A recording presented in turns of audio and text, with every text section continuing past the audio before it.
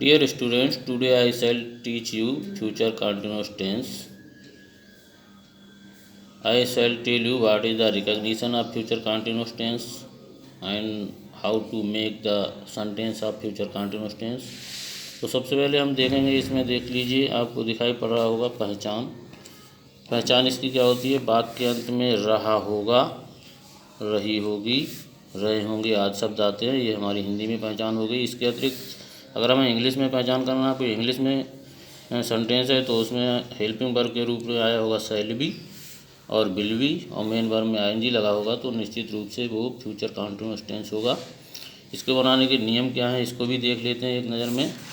सबसे पहले हम देखेंगे अफर्मेटिव सेंटेंस लिखा हुआ है, इसको हम कहते हैं साधारण वाक्य। इसको बनाने का क्या नियम है? पहला नियम, अगर कर्ता आई और बी, ये दिख रहा है आई और बी है, तो उसके साथ शैल भी आना है हेल्पिंग वर्ब के रूप में, और वर्ब की फर्स्ट फॉर्म में आईएनजी लगाएंगे।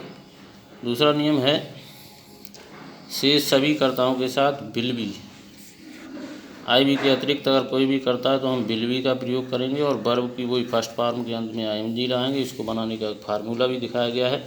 सबसे पहले देखेंगे इसको, ये subject main verb helping verb है, ये subject helping verb main verb की first form ING object plus other words लगाएंगे। इस क्रम में शब्दों को रखेंगे तभी हमारा सार्थक सेंटेंस बनेगा, अन्यथा गलत हो जाएगा। एग्जाम्पल के रूप में मैंने समझाया यहाँ पर, मैं कल एक पत्र लिख रहा हूँगा, तो यहाँ पर आई शैल भी आ गया। देखो आई सब्जेक्ट, इसलिए शैल भी हेल्पिंग वर्ब के रूप में आया है। राइट मेन वर्ब है, इसमें आईएनजी भी जोड़ा गया है।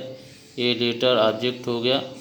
तो I shall be writing a letter tomorrow, कल के लिए है, तो फ्यूचर टेंस में टुमारो का प्रयोग होता है। दूसरा है, भाई एक गीत गा रही होगी, तो इसका भी सी विल बी, देखो यह सब्जेक्ट सी है इसलिए विल बी का प्रयोग हुआ, और सिंग में आईएनजी जोड़ दिया गया, she will be singing a song. ये हमारा अफर्मेटिव सेंटेंस समाप्त हुआ। इसके बाद हम चलते हैं नेगेटिव की ओर।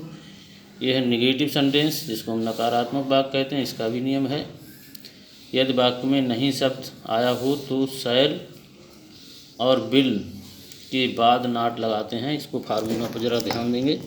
शैल भी विल भी आता है, लेकिन नाट जो आता है वो शैल विल के बाद और बी के पहले आता है, जैसा इसमें फार्मूला में समझाया गया। सबसे पहले सब्जेक्ट, उसके बाद शैल या will according to the subject. अगर सब्जेक्ट आई भी है तो शैल, अन्यथा विल।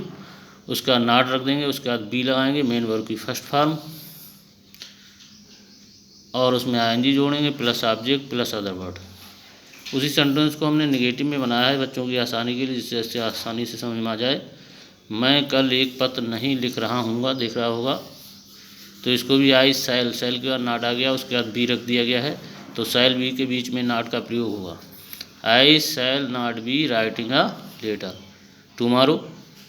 अगला सेंटेंस, वह एक गीत नहीं गा रही होगी, तो इसमें सी, इसके हेल्पिंग वर्ब के रूप में बिल आया है, और नाट को बी के बीच में रखा गया। बिल और बी के बीच में नाट आएगा, she will not be singing a song. उसके बाद इंटरोगेटिव सेंटेंस, इसको प्रश्नसूचक वाक्य कहते हैं।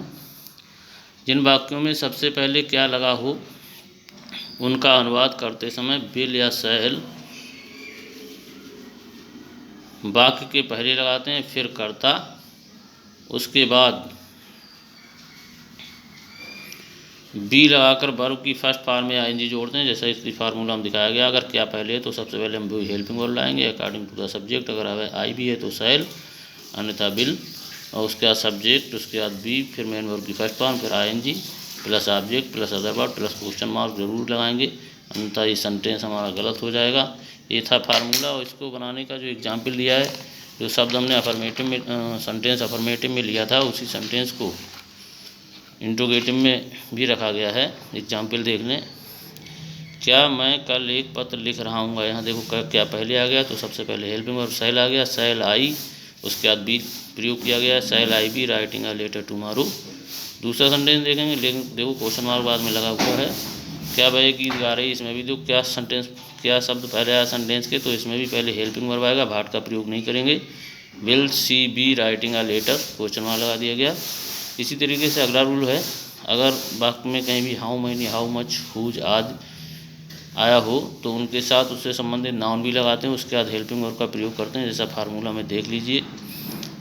सबसे पहले इंट्रोगेटिव वर्ड आएगा, उसके बाद नाउन आएगा, उसके बाद हेल्पिंग वर्ब, उसके बाद subject plus be plus main verb की first form plus ING plus object plus other word कोई अगर है तो, और प्लस क्वेश्चन मार्क का प्रयोग होगा। उदाहरण के लिए तुम किसकी पुस्तक पढ़ रहे होगे, तो whose book will you be reading, और बाद में क्वेश्चन मार्क लगा दिया गया। देखो हुज है, हुज से संबंधित यहाँ इससे संबंधित नाउन है उसका भी प्रयोग किया गया है। यदि वाक्य के बीच में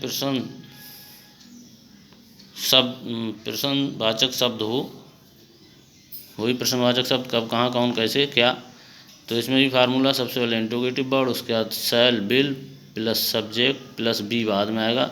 सब्जेक्ट के लिए हम शैल बी विल बी के बीच में रखेंगे प्लस मेन वर्ब की first form plus ING object plus other word plus question mark. उसी सेंटेंस को बनाया गया है, वाक्य में बीच में प्रश्नवाचक सूचक शब्द रखा गया है। मैं कल एक पत्र क्यों लिख रहा हूँगा, देख लीजिए यहाँ क्यों जो शब्द है वो प्रश्न सूचक है। जब हम इसको ट्रांसलेट करेंगे तो सबसे पहले वाई सबसे पहले सेंटेंस के लाया गया है। Why shall I be writing a letter tomorrow, last में क्वेश्चन मार्क।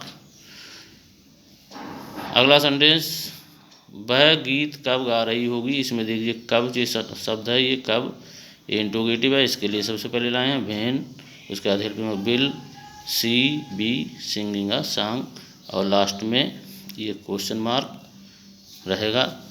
इसी तरीके से अगला रूल है, यह प्रश्नवाचक शब्द कौन हो जो कर्ता का भी काम कर रहा हो और प्रश्न सूचक शब्द का भी काम कर रहा हो, तो सबसे पहले हु लाएंगे, फार्मूला दिखाया गया है हु, उसके बाद helping verb plus will be या shall be plus main verb की फर्स्ट फॉर्म आईएनजी ऑब्जेक्ट और अदर वर्ड आएगा। एग्जाम्पल के रूप में पत्र कौन लिख रहा है, यहाँ पर देख लीजिए कौन जो है प्रश्न सूचक शब्द है, इसको सबसे पहले लाए हैं। Who will be writing a letter. इस तरीके से हमारा जो सेंटेंस है कंप्लीट हो गया। प्रिय बच्चों, डियर स्टूडेंट्स, आगे होमवर्क भी दिया गया है, इसके लिए आपको करना है, जैसे मैंने एक वाक्य को लिया और 4 तरीके से बनाया, उसी तरीके से आपको भी बनाना है। हम बाज़ार जा रहे होंगे, इसके 4 सेंटेंस बनाना। हम बाज़ार नहीं जा रहे होंगे, क्या हम बाज़ार जा रहे होंगे, हम बाज़ार क्यों जा रहे होंगे। अगला, लड़के फुटबॉल खेल रहे हैं, तो इसके भी 4 बनाओगे। लड़के फुटबॉल नहीं खेल रहे हैं, क्या लड़के फुटबॉल खेल रहे हैं, लड़के फुटबॉल कहाँ खेल रहे हैं। किसान खेत जोत रहा है, इसके भी 4 सेंटेंस बनाएंगे। किसान खेत नहीं जोत रहा, क्या किसान खेत जोत रहा है, किसान खेत कैसे जोत रहा है।